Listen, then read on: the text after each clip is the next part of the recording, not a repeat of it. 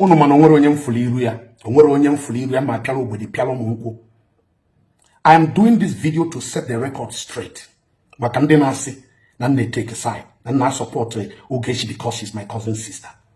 Listen, enwere onye na support in this matter, enwere na support in this whole saga. Enwere onye na support, and I have no reason to support anybody. Because Mwifa Bidolo, I warned. I made a post and I warned all the parties involved. Onye obana banuno. Onye obana banuno. But they didn't listen. Although today can get well involved in Ogechi's matter.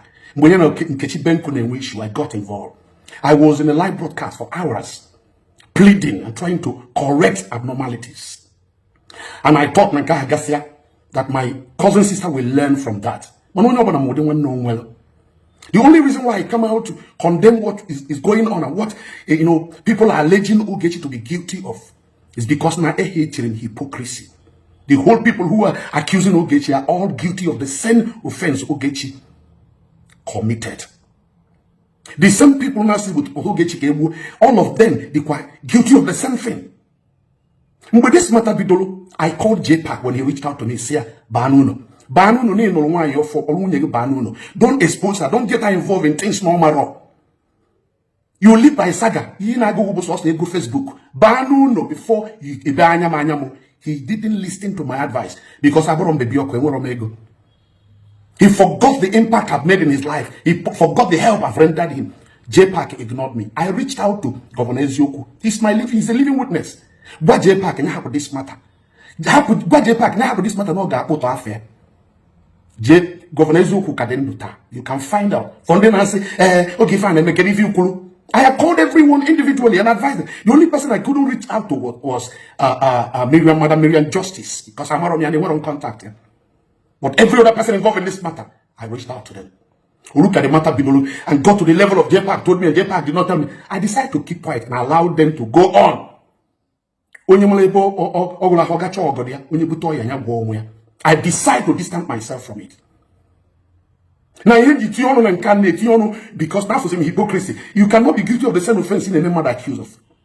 How can I support my cousin sister, who will come out on the social media and a mother? A mother.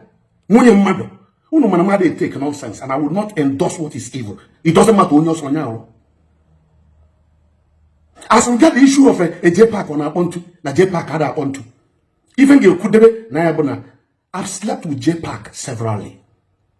I've slept with Jpac. Monas Jpac arango tutuoge, mana benna village, even in Lagos. But I can tell you, I'm on Jpac di konya na pontu.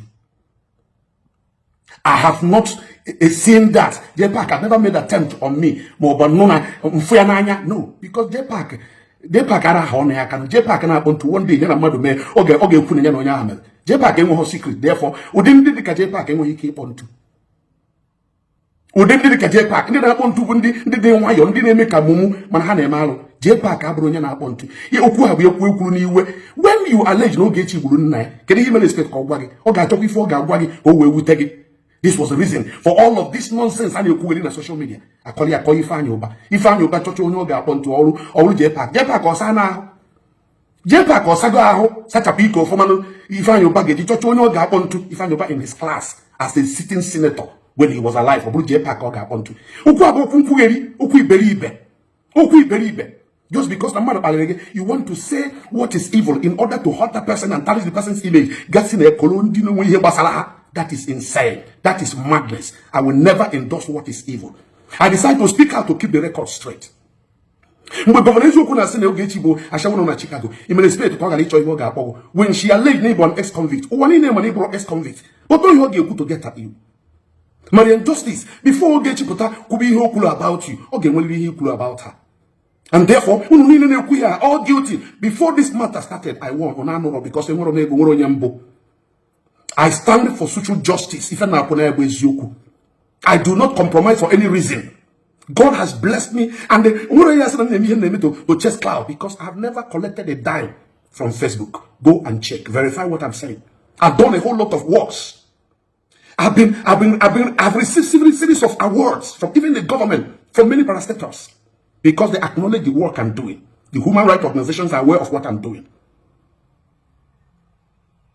I don't mean because of ego Facebook, because I don't be interested in ego Facebook. I'm ego Facebook for what I'm doing.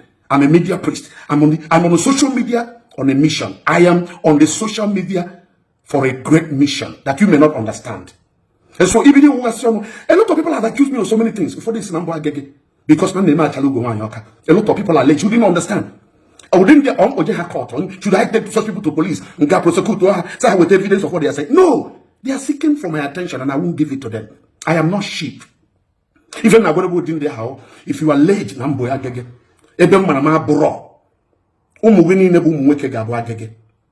your fourth generation a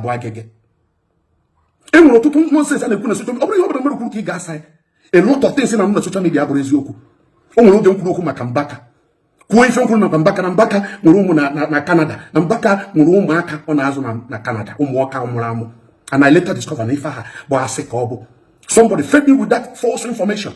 A woman fed me with that false information with the fake evidences in China Eziokwu. Since then, I went from opportunity to apologize to Mbaka. And I'm doing this now openly. Reverend Father Ejike Njaka, I'm sorry. As a matter of fact, I need to get Ejike Njaka's contact because it was in Libya, na direction ground in Enugu State. Quote exactly what happened, what transpired. Mbaka never offended me for once. Money has to be a one-on-one. I was only asked to say those things because they know Eziokwu. I may be wrong, but I was sincere. I was honest. It wasn't for money. Stop believing everything in on social media. Stop being my own on social media. If you don't know about social media, social media, remember that I said this. He can provide the evidence. Now I'm not saying seeking justice for Ogechi because no Ogechi the right. No Ogechi is one mother. But I'm not because Nandini natural prosecutor are also guilty of the same offense. Afam kabe MC above the media priest. And don't know on this blue app.